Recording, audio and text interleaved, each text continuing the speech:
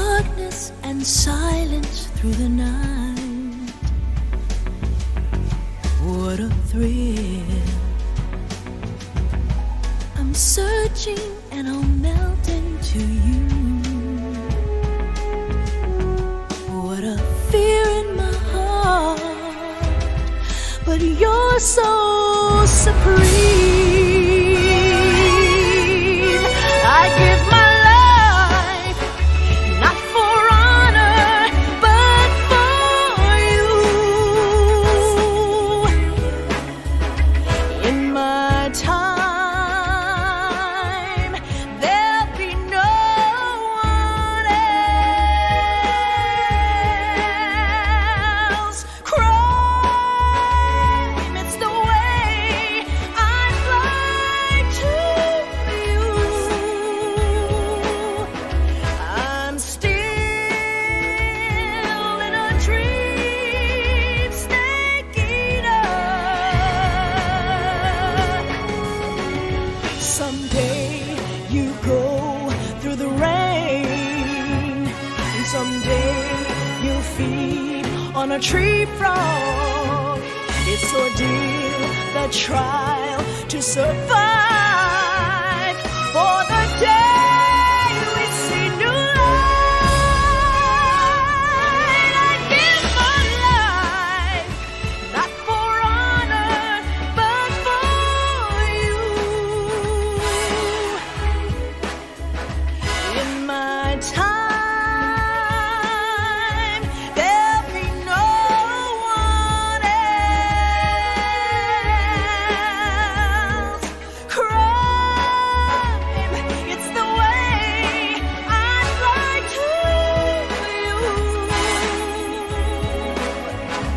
I'm still in a dream, snake eater.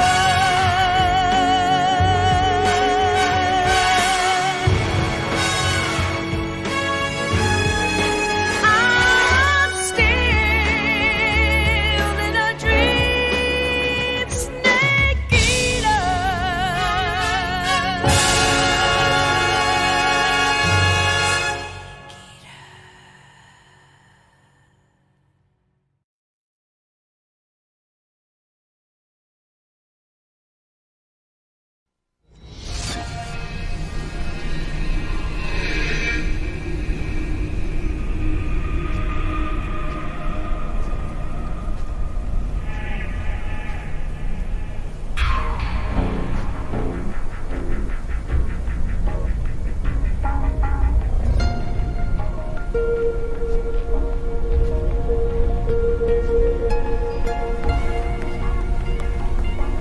Maybe that this time that's working. Let's go. Right. Hi.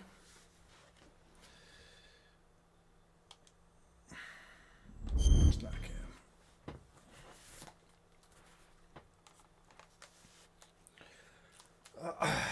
yes.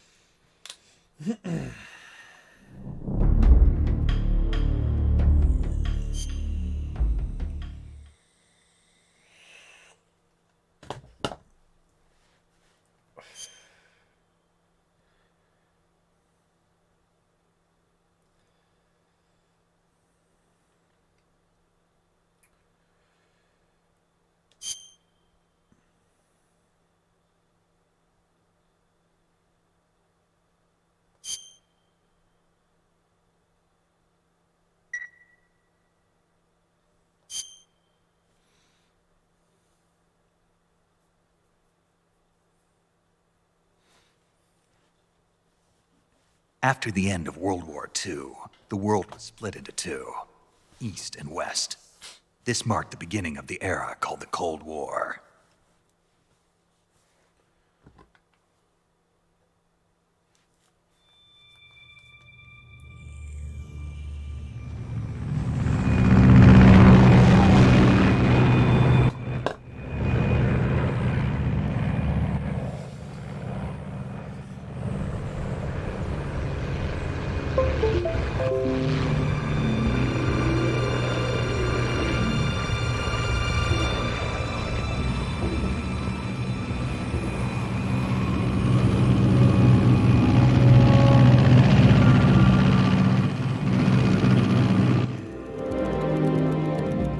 Flying over Pakistan, altitude 30,000 feet. Approaching Soviet airspace. 20 minutes to drop off. Commencing internal depressurization. Equipment check. Arm main parachute. All right. You ready to go? Drop zone still showing a high pressure mass. Cap okay. Good. We've got high visibility.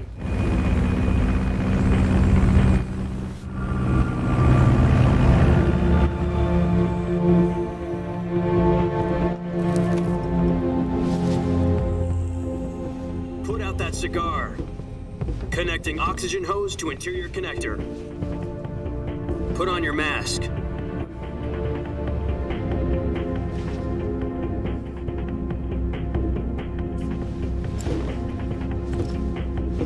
Does this panty waste know what he's doing? Approaching release point. 10 minutes to drop off. Hey, are you deaf?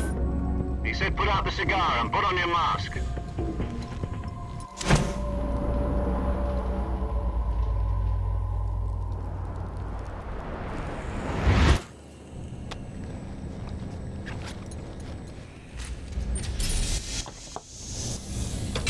Depressurization complete. Checking oxygen supply. 6 minutes to drop off. Opening rear hatch.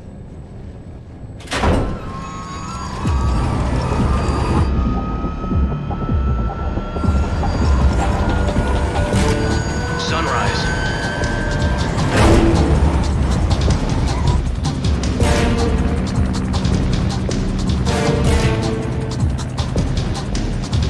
External temperature minus 46 degrees Celsius. 2 minutes to drop off. Stand up. You'll be falling at 130 miles per hour. Try not to get frostbite from the wind chill. 1 minute to drop off. Move to the rear. Activate bailout model. This is one for the history books. The world's first halo jump. 10 seconds to drop off. Stand by. Status okay. All green. Prepare for drop off. Countdown. 5, 4, 3, 2, 1. Spread your wings. And fly. God be with you.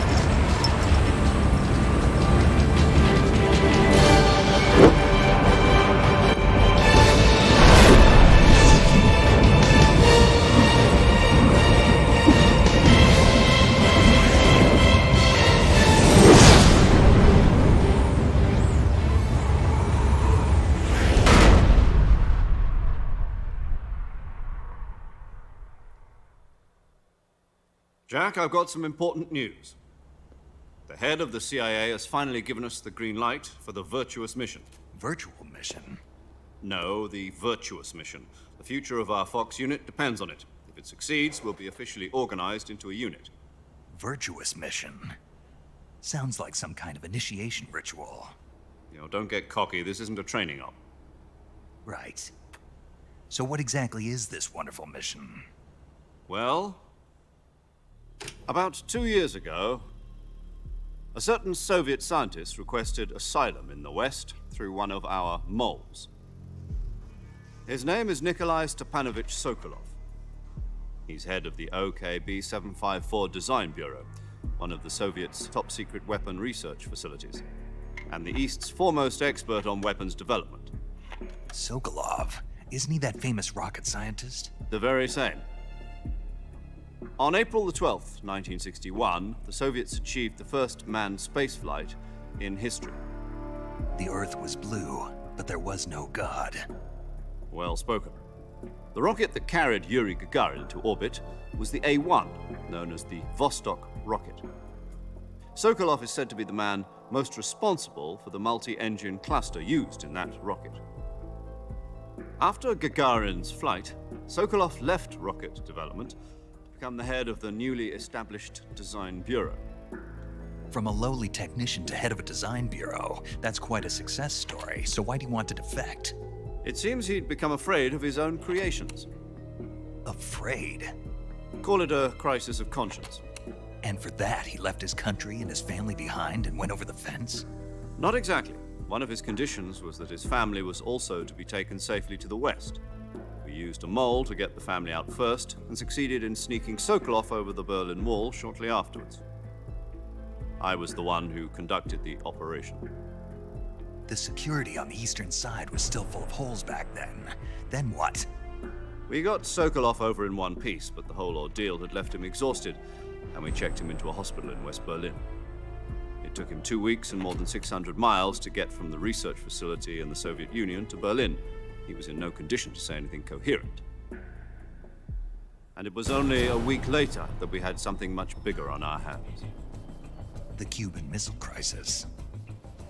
October the 16th, 1962, President Kennedy received word that the Soviets were in the process of deploying intermediate-range ballistic missiles in Cuba.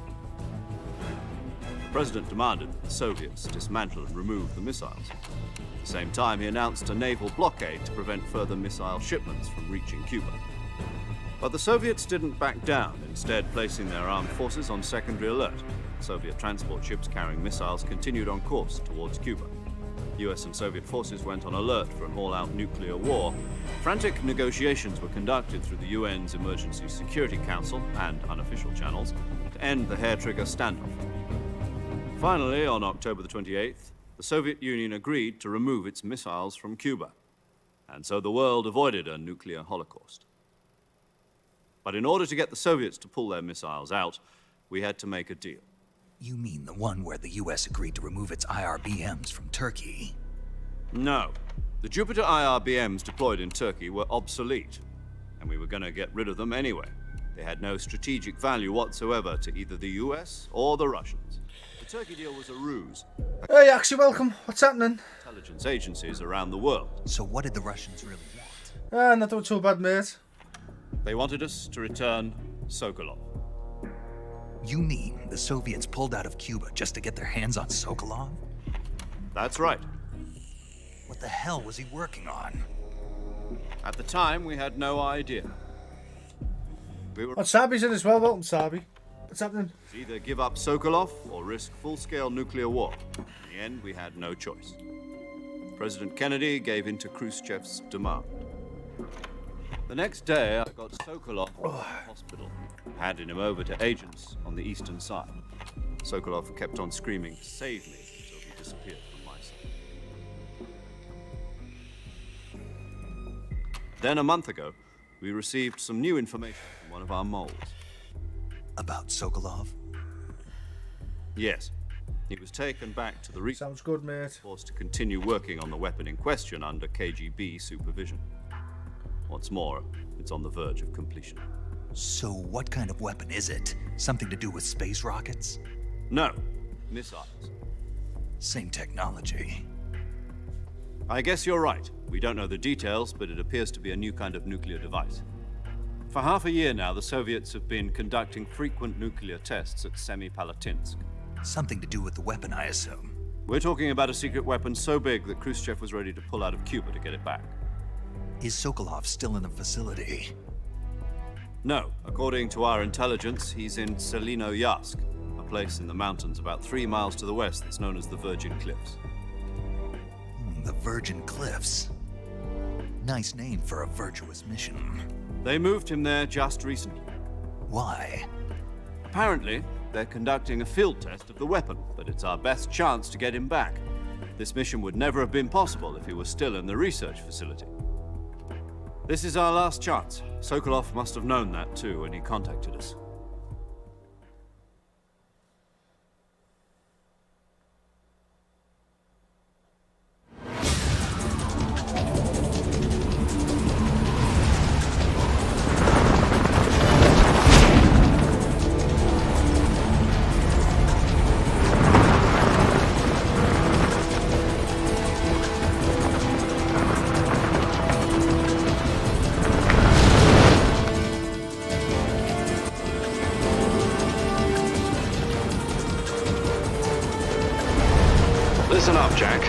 mission is to infiltrate Selino Yask in the Soviet mountains, ensure the safety of Sokolov, and bring him back to the West.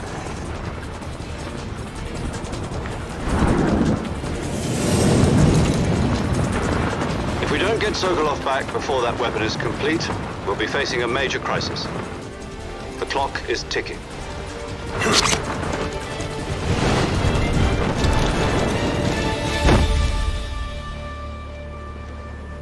Once we've confirmed the rescue of Sokolov, stand by at the recovery point. A recovery balloon will be dropped at that point. Helium will be pumped into the balloon to inflate it. The process takes about 20 minutes. Once it's complete, the gunship's arm will latch onto the balloon and pull it up. The Fulton surface-to-air recovery system. I'm familiar with the theory. Take it easy. It's been combat-proof. Do you think Sokolov is up to it? The shock will be less than during a parachute jump, and the arm can handle up to 500 pounds. So you're planning on going over the border in a single combat Talon? She's equipped with two 6-barrel 20mm Vulcan cannons, as well as two 40mm machine guns. Sounds like she could hold her own against a battalion of tanks. Even with the fuel in the reserve tank, we're facing a 4-hour time limit. If all goes well, it shouldn't take more than a few hours. Home in time for dinner. But if anything goes wrong, you'll be eating dinner, breakfast, and all the rest of your meals in the jungle.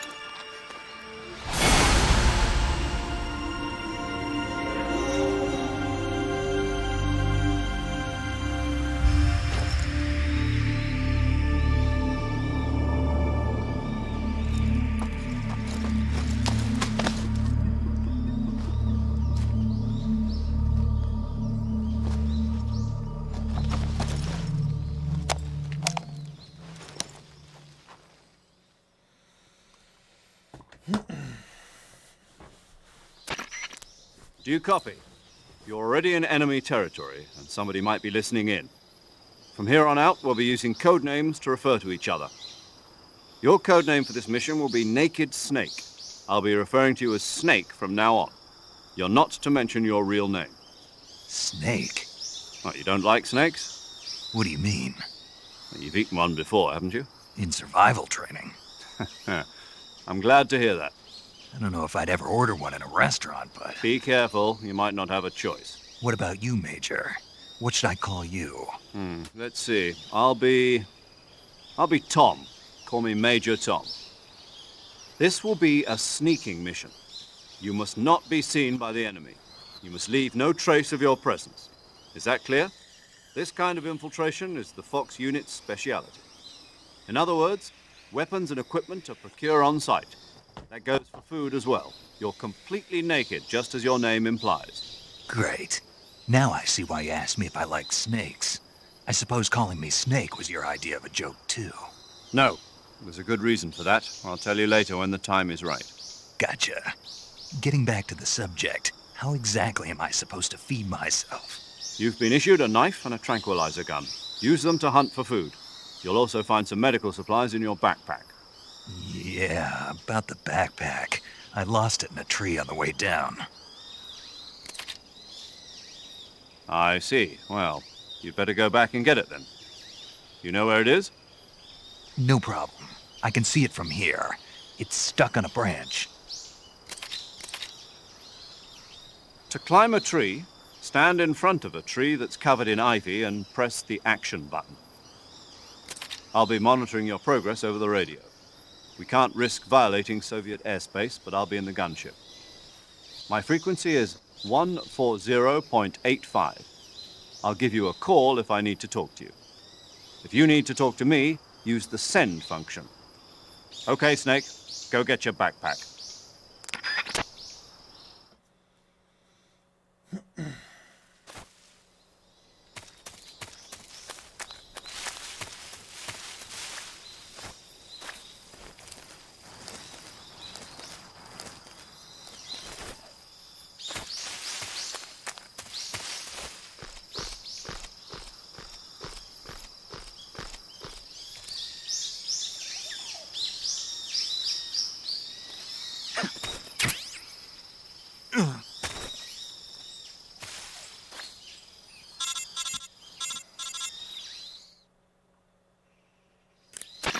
I see you've retrieved your backpack, Snake.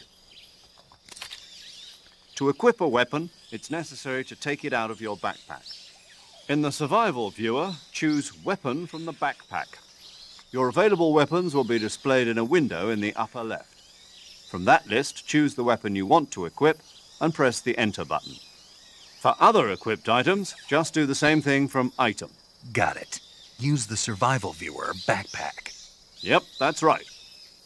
Survival is fundamental to this mission. After you've been out in the field for a while, your stamina will start to drop.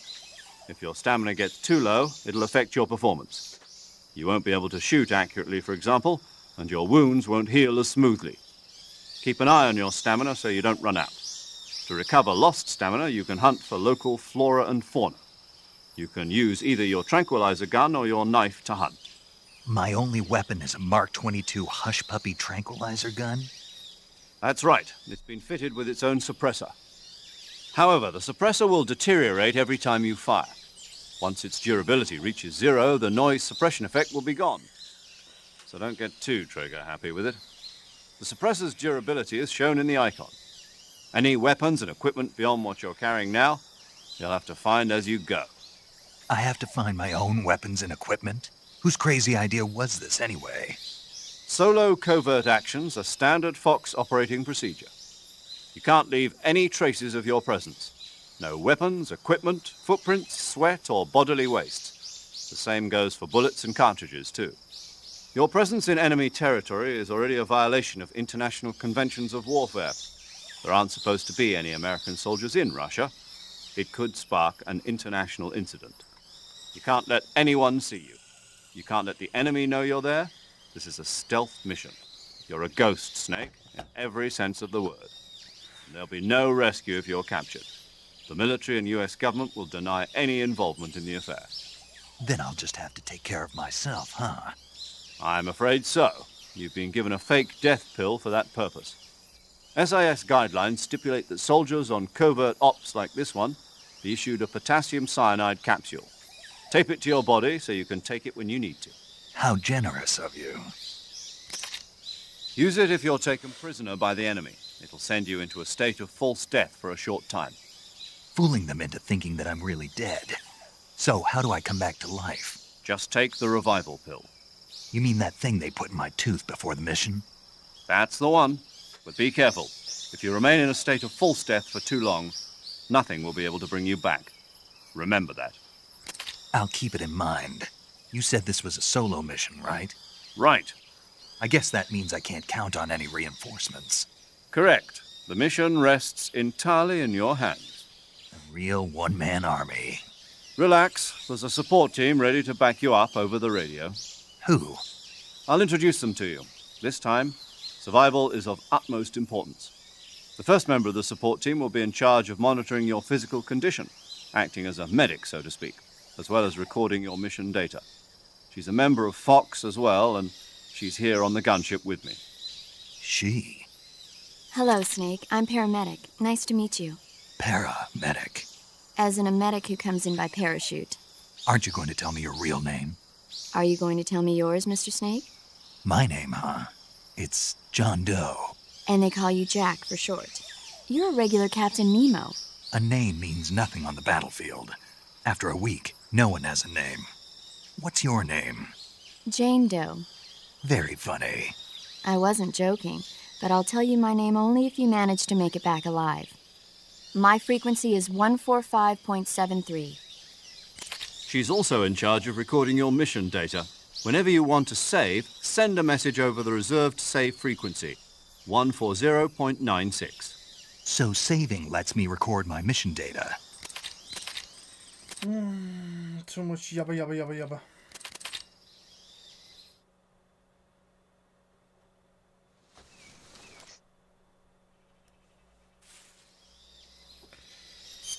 Alright, see if I remember where my shit is.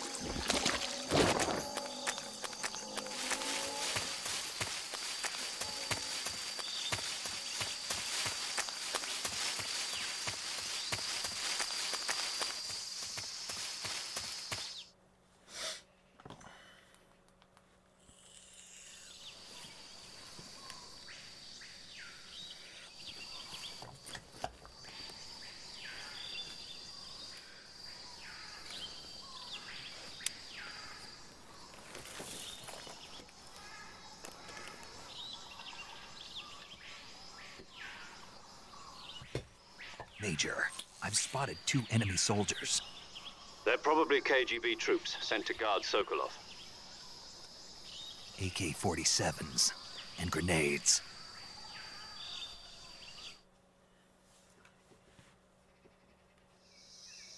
Snake, your presence in Soviet territory is already a violation of international law. We can't let the Kremlin find out that the CIA and the American government are involved. Contact with the enemy is strictly prohibited. Don't engage them in battle either. This is a stealth mission. Got that? The Major is right. The point of this mission is to sneak through the jungle without being seen. The success of the mission depends on how well you use your camouflage. Change your camouflage by selecting Camouflage from the Survival Viewer. The Uniform option lets you...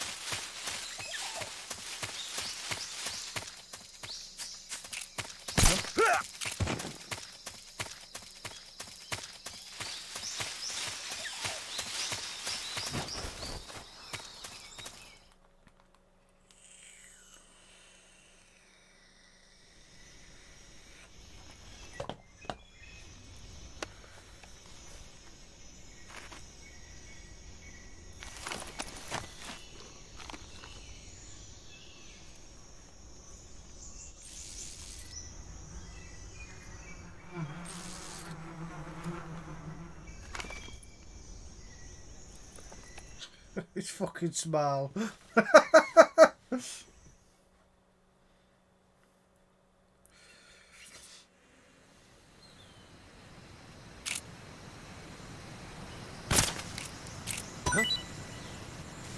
Here's something.